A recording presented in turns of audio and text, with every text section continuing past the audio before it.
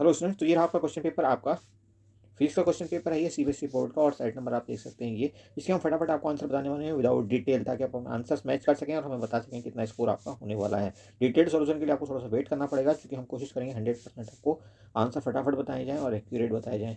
Okay, Hindi का version ये आपका पहला पेज है और हम इंग्लिश में बताने जा रहे हैं ताकि आंसर छोटे रखे जा सकें। आप क्वेश्चन नंबर के हिसाब से भी आप मैच कर सकते हैं। क्वेश्चन को देख करके, अगर ये पेपर सेट आपका एग्जैक्ट नहीं है, कोई और पेपर सेट आपके पास है, तो आप क्वेश्चन को देख करके भी मैच कर सकते हैं। चलिए शुरू करते हैं। पहला सवाल कहता है, meter and volt meter are connected in a series to a battery, their readings are noted as A and B respectively. If a resistor is connected in a parallel with the volt meter, then A will increase and B will decrease. Option पहला correct हो जाएगा आपका। Next question देखिए, AC voltage is applied across an ideal inductor, the current in it is less the voltage bye 1/4 cycle.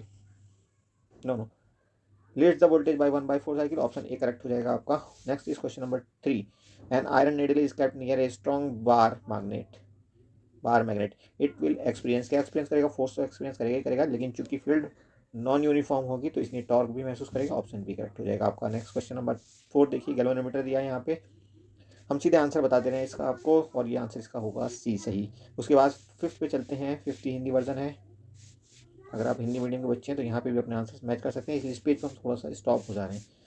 Fifth देखिए, coil of area of cross section इतने दिया हुआ है, is place in magnetic field acting normally to its plane, the field varies at as b is equal to this and this, where b is in Tesla and t is in seconds, the EMF induced in the coil at t is equal to 1 is approximately, ये होगा आपको 1.5 volt. Option C correct हो जाएगा। Next question number 6, pure SI crystal having इतने इतने atoms is doped with 1 ppm concentration of antimony, इसका answer आपका बनेगा 1.5 × 10⁻16, क्योंकि जब इसका रूट करोगे तो ये आपका 1.5 आ जाएगा, 2.25 का। ओके, नेक्स्ट देखिए, seventh number, the potential energy between two nucleons inside a nucleus is minimum at a distance of approximately.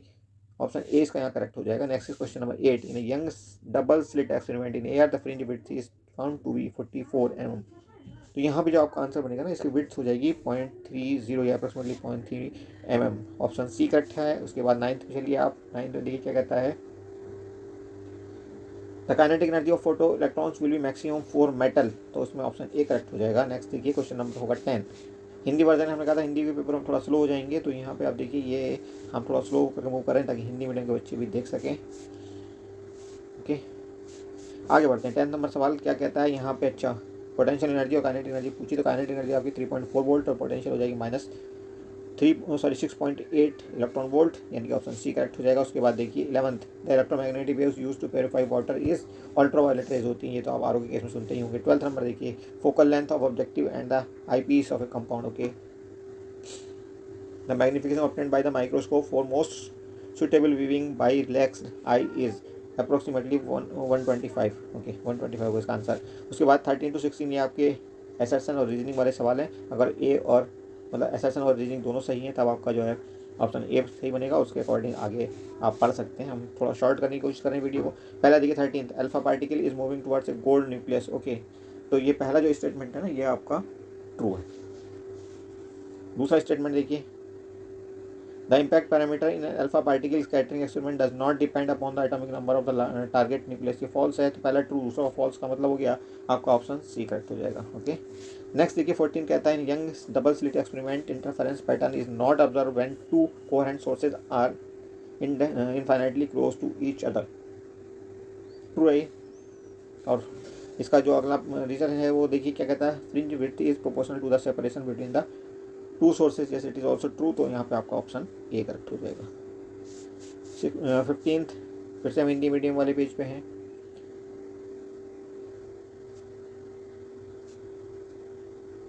Okay, 15th का एसर्शन देखिए, ये एसर्शन ट्रू है इसका, लेकिन रीजन क्या है, it is so because the net potential at not zero, at O is not zero, ये false होगा।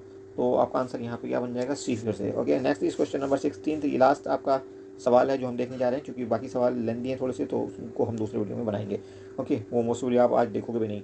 16th नंबर पे आपका, the energy of A charge particle moving in a magnetic field does not change, ये true है।